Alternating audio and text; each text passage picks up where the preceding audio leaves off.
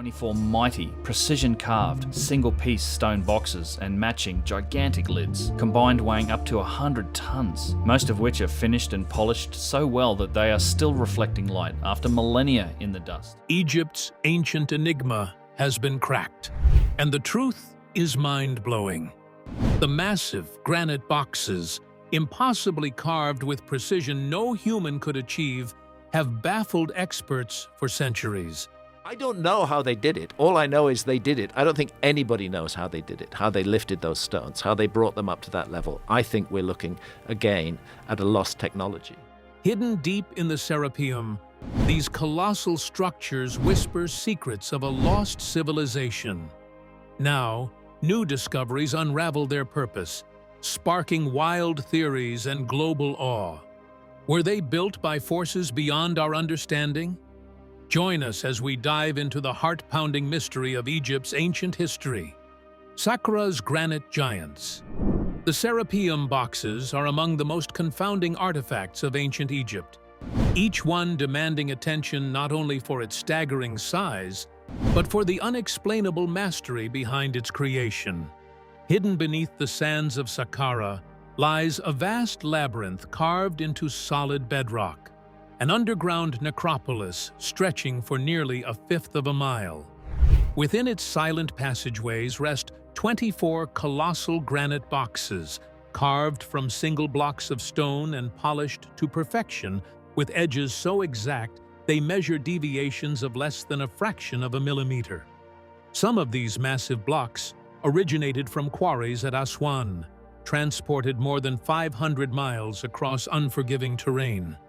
Each box weighs between 70 and 100 tons, yet somehow they were not only moved to this subterranean chamber, but also installed in corridors that are visibly narrower than the boxes themselves. The implication is inescapable.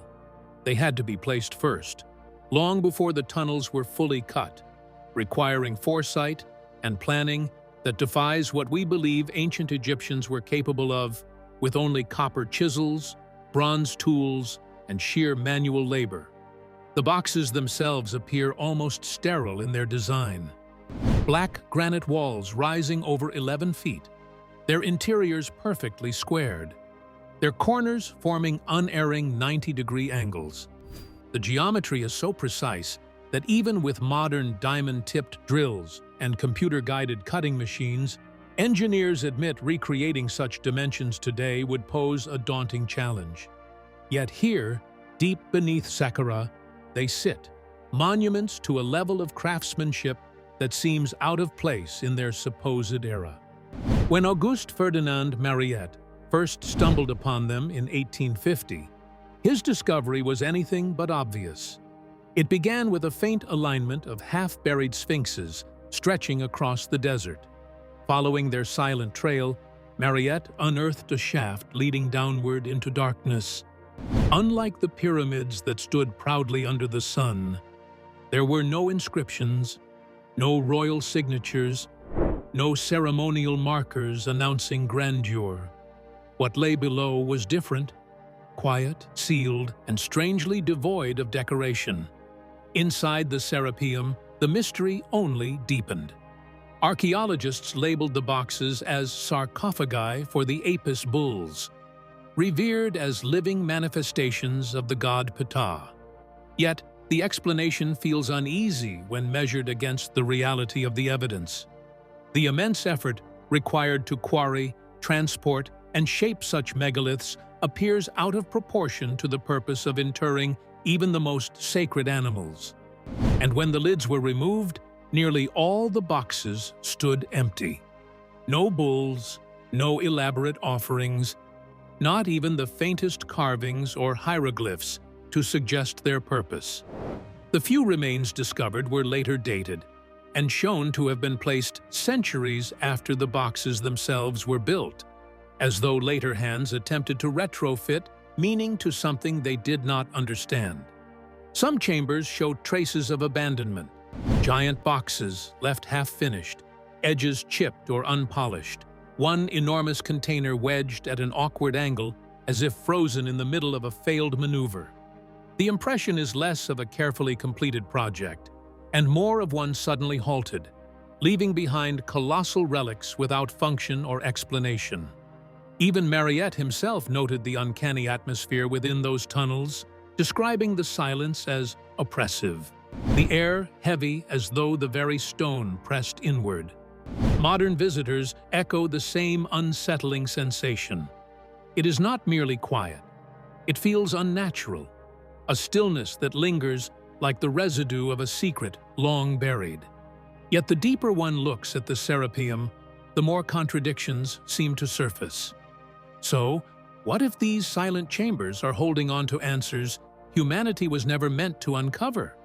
Keep watching, because the revelations ahead might leave you questioning everything. The Serapeum dating and origins. Traditional explanations offered by mainstream archaeology leave gaps so wide they only amplify the mystery. The official dating of these granite boxes rests not on their engineering, but on the crude hieroglyphs scratched into the surface of a few examples. Egyptologists place the inscriptions around 3000 BC and, by association, assign the same date to the boxes themselves. But this logic falters under closer inspection. The hieroglyphs are rough, almost careless, a stark contrast to the flawless polish of the stone. The deep, mirror-like finish of the boxes reflects extraordinary skill, while the shallow markings resemble hurried graffiti. It is hard to imagine the same craftsmen who achieved such precision in geometry handing over their masterpiece to someone with a chisel who carved figures no more sophisticated than scribbles. This mismatch has led some to suggest a troubling possibility. The boxes and the inscriptions may not belong to the same era, or even the same civilization. If so, the engravings might be a later addition, an attempt by a subsequent culture to claim ownership of something they neither designed nor fully understood. The mathematical mastery of the Serapeum boxes, with tolerances measured in thousandths of an inch, stands worlds apart from the unsteady hand that cut those symbols into their surface. And the problem only grows more complex when the source of the stone is considered. The granite of several boxes does not come from Saqqara at all. Geological analysis shows it originates from quarries in Egypt's eastern desert, nearly 800 miles away. That region, unlike Aswan, has no river route connecting it to Saqqara.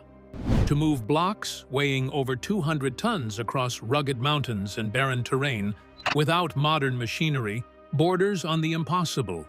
Even imagining teams of men dragging them on wooden sledges strains belief.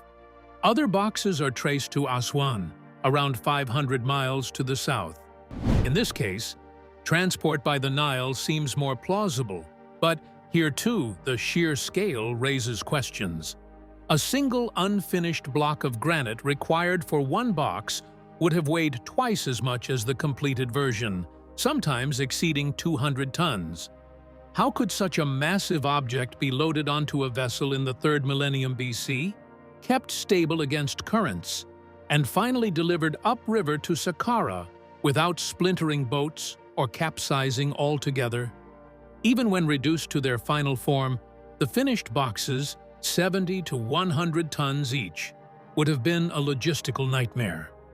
Modern engineers often compare the challenge to moving a skyscraper's cornerstone with nothing but ropes and manpower. It is not only transportation that seems improbable, but also installation. These monoliths were lowered into narrow underground chambers and perfectly aligned, their walls fitting into carved notches with astonishing accuracy. The foresight required for such work suggests a mastery of planning and execution that does not easily reconcile with what is officially accepted about the tools and techniques of the time. Every detail, from the polished interiors to the foreign origin of the granite, widens the divide between conventional theory and the physical evidence left behind.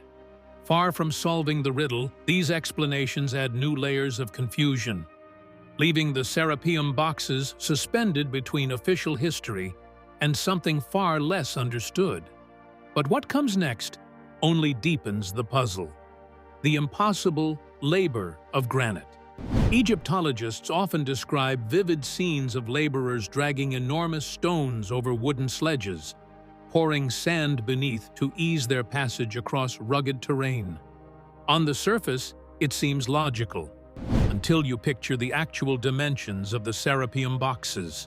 These weren't modest blocks that could be nudged forward with coordinated effort. They were colossal, weighing between 70 and 100 tons each, their bulk leaving mainstream explanations straining under their own weakness. Inside the Serapeum, one abandoned box tells the story in ways words cannot. It sits wedged within the center of a tunnel, utterly devoid of the wooden sledges supposedly used for transport. Even if hundreds of men had been assembled, their combined strength would barely be sufficient to move it an inch, and the narrow tunnels themselves, sometimes just 2 feet wider than the box's own breadth, would never allow such a crowd to stand shoulder to shoulder. The geometry of the site rules out the traditional picture painted by archaeologists. Then there is the question of how these boxes were finished. Some of them remain incomplete, their lids never attached, with one great slab lying forlorn at the tunnel's entrance as though left in haste. An unfinished example reveals another important detail. The granite was not fully worked above ground, but hauled into these dark passageways before being polished and shaped with such mathematical perfection. Imagine that work environment, alcoves with barely a foot of clearance, choking granite dust suspended in air with almost no ventilation, chisels and primitive saws echoing in the pitch-dark corridors. Yet within those suffocating conditions, ancient craftsmen supposedly delivered mirror-smooth surfaces and faultless geometry rivaling laser-guided cuts. The contradiction is staggering. And this leads us to the inevitable comparison. How do we approach similar granite today? Let's find out. The modern approach. Modern industry does not treat such tasks lightly. To extract granite, explosives are deployed to fracture the bedrock, and massive cranes or earth-moving equipment lift blocks from steep quarries. Once extracted, the stone is shaped with enormous saws under hydraulic pressure, each blade tipped with diamond to bite through the unforgiving surface. Even with this technology, most modern companies avoid handling such large single blocks. The sheer weight and logistical complexity make them uneconomical and impractical. If we were to attempt the construction of a Serapeum box today, the process would be far from simple. Engineers would begin by quarrying a monolithic block, weighing over 200 tons, because the finished 70 to 100-ton box still requires the removal of vast amounts of stone. Transporting such a block hundreds of miles, whether from the eastern desert or Aswan, would demand specialized trailers, cranes, and reinforced routes, even with 21st-century equipment. Once delivered, mechanical drills and precision measurement tools would hollow the interior, while advanced polishing machines would smooth the surfaces to a level almost indistinguishable from glass. To produce a lid from the same block would add even more complexity. And only after these grueling steps would the problem of lowering it into an underground tunnel arise. A feat that in modern engineering terms would require heavy-duty gantry systems, steel supports, and months of careful planning. For this reason, modern engineers admit they would never attempt such a challenge the way it was done in the past. Today, the practical solution would be to fabricate each box from 6 granite slabs, perfectly cut and fitted together to imitate a monolith. It would be quicker, safer, and far less resource-intensive. Yet inside the Serapeum of Saqqara, what we see defies that logic. These are not panels joined with precision, but indivisible monoliths, each carved from a single block, transported and polished thousands of years ago with methods still beyond explanation. And the greatest wonder isn't only in their construction, it lies in the secrets they were built to guard. Let's uncover that mystery. The perfection within the stone. Just one glance at the Serapeum boxes is enough to make reason falter. The scale, the finish, the precision, none of it feels like the work of a civilization bound to copper chisels and stone hammers. The very act of hollowing out such enormous granite blocks should have been backbreaking, wasteful, and full of flaws. Yet what stands in Saqqara tells a very different story.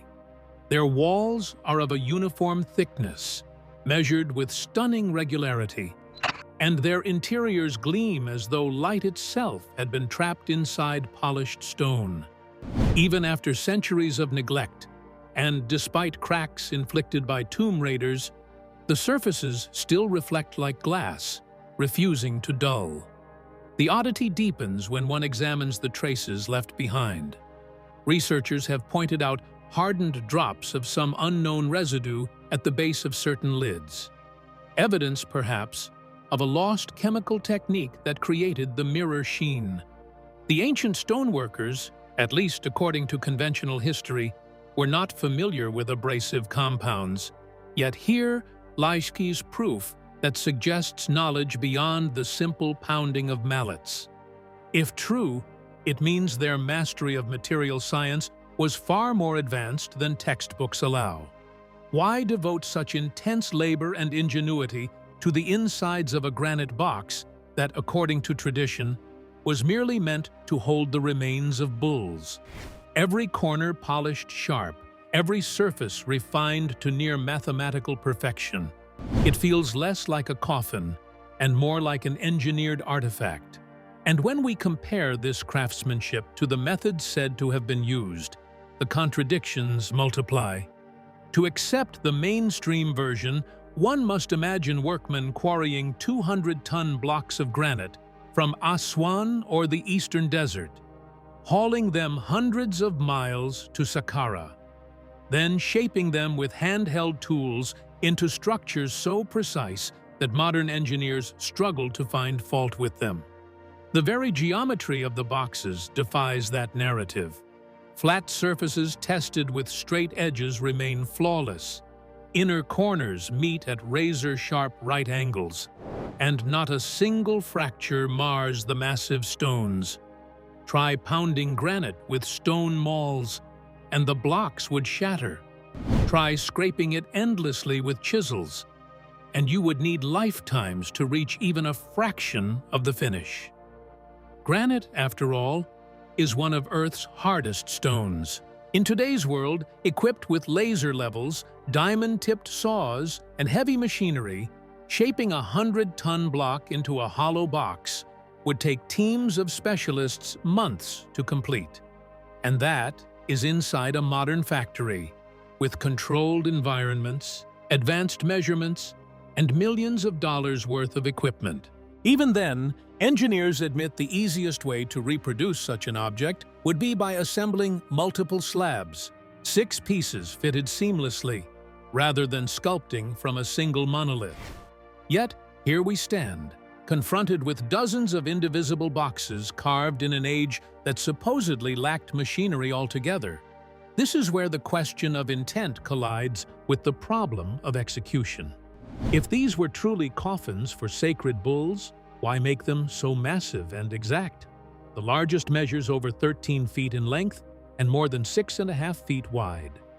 Was such volume meant to make the bulls more comfortable in the afterlife?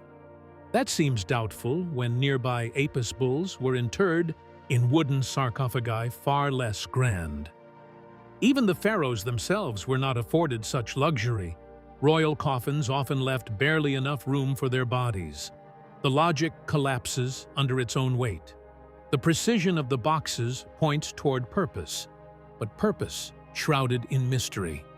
Some engineers argue that the tolerances approach modern aerospace standards, where even millimeters matter. Flash a light across their interiors, and the beam bounces back as if against polished steel. Place a level along the edge, and it rests unwavering. These are not rough containers built in haste. They are deliberate, meticulous creations.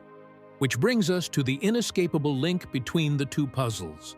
It is not only the how of their construction that bewilders, but the why.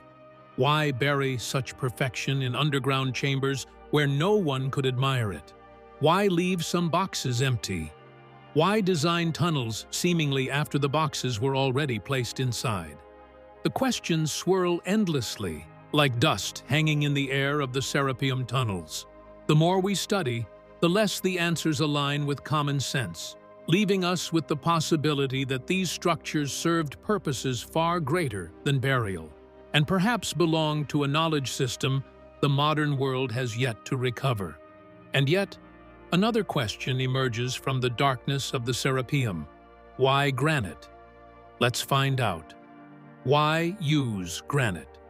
Of all the stones available to ancient builders, why go through the unimaginable struggle of working with granite when a softer, lighter, and more abundant option like limestone lay right at their feet?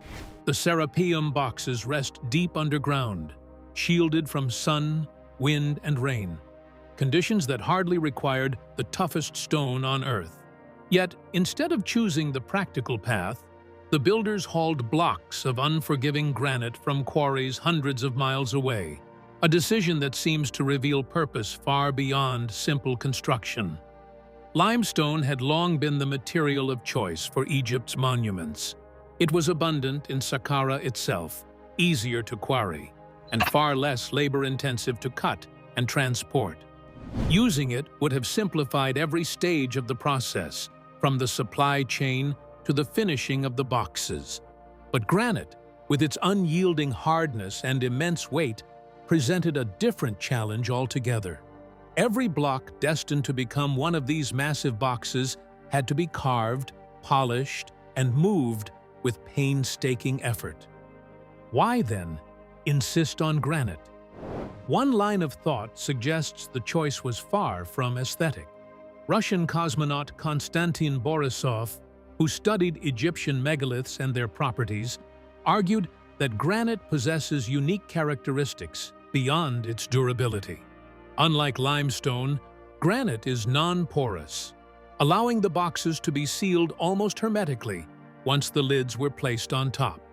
More intriguing still is its high quartz content. Quartz, under extreme pressure or mechanical stress, is known to generate electrical charges. In theory, this means that these colossal stone chambers might have functioned less like coffins and more like machines, giant resonating batteries hidden beneath the sands of Egypt. Some researchers speculate that if such stress occurred, the voltage could have been strong enough to ionize the air around the boxes, producing a faint glow. The tunnels themselves support this unusual theory. Unlike other underground Egyptian sites, they lack soot marks or burn residues that would suggest the use of fire torches for lighting. Could the very stones themselves have provided illumination? The mystery only deepens when one considers that such choices defy practical explanation. Granite was not just harder to obtain, it was exponentially more difficult to shape, transport, and hollow out. And yet, it was deliberately chosen, hinting at a purpose we are only beginning to grasp. But if the choice of granite was deliberate, then the mystery deepens. What exactly were these colossal boxes meant to do? Keep watching. The purpose of the Serapeum boxes. Consider this. The lids themselves weigh nearly 30 tons, yet early 19th century sketches reveal something stranger still. Piles of stone deliberately stacked on top of them. If these sarcophagi were truly just tombs for bulls, why would additional weight be required? The granite lids alone could have sealed their contents for eternity. Bulls cannot escape their coffins. The only logical reason for adding tons of stone above the lids is pressure, an intentional effort to amplify the seal, to trap something volatile within. Could these boxes have been designed not as coffins, but as pressure chambers, instruments for carrying out processes far beyond mere burial? The thought is unsettling, yet it aligns with Konstantin Borisov's proposal that the Serapeum boxes were not symbolic at all, but technological. Their non-porous granite walls, combined with perfectly fitted lids, could have locked in gases under extraordinary pressure. In such a scenario, the boxes cease to be monuments of death and instead become monuments of science. And here the story of the Serapeum intersects with wider, equally provocative theories. Egyptologists often describe the unimaginable labor. Hundreds of workers bent in narrow passageways, dragging granite blocks weighing more than 100 tons through twisting tunnels, then positioning them with flawless precision, repeating this Herculean feat not once, but 24 times. To accept that such an effort was made only to bury sacred bulls stretches belief. The scale and determination suggest a purpose more profound, something central to the very fabric of their civilization. Engineers like Christopher Dunn have added fuel to this speculation. Dunn's research argues that the Great Pyramid itself may not have been a tomb at all, but a vast machine designed to harvest energy. If a pyramid could serve as a power plant, then why not the Serapeum as a series of massive batteries? The presence of quartz in granite, capable of releasing electrical charge under stress, gives such an idea unexpected weight.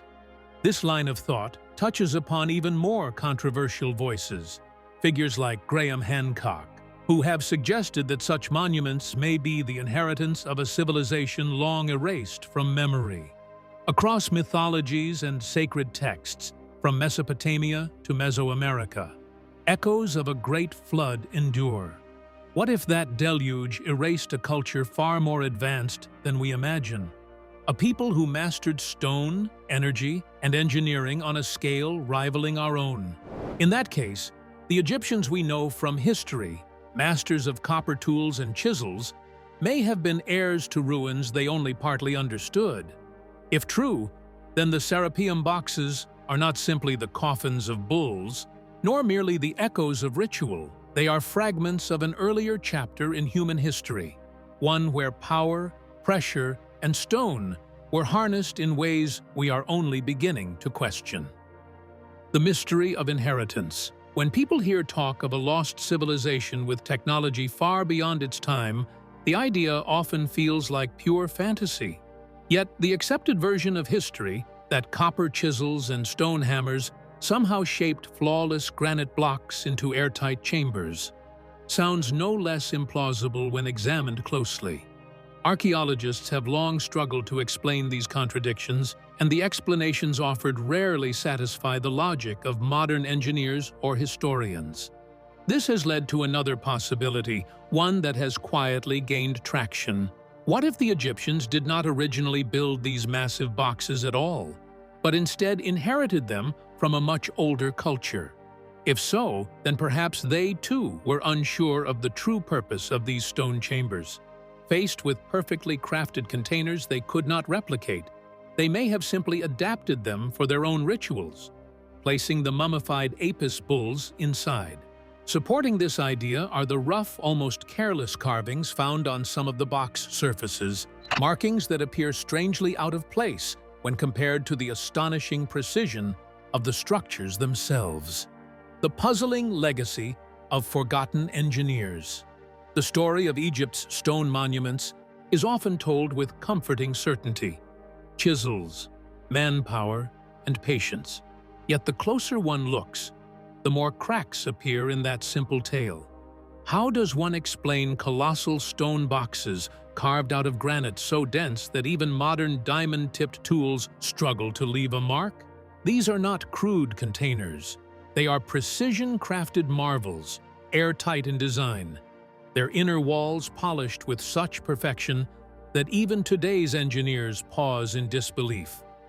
Strangely, the very people credited with creating them often left behind crude surface carvings, rough, shallow scratches compared to the extraordinary craftsmanship beneath. The contrast raises a startling possibility.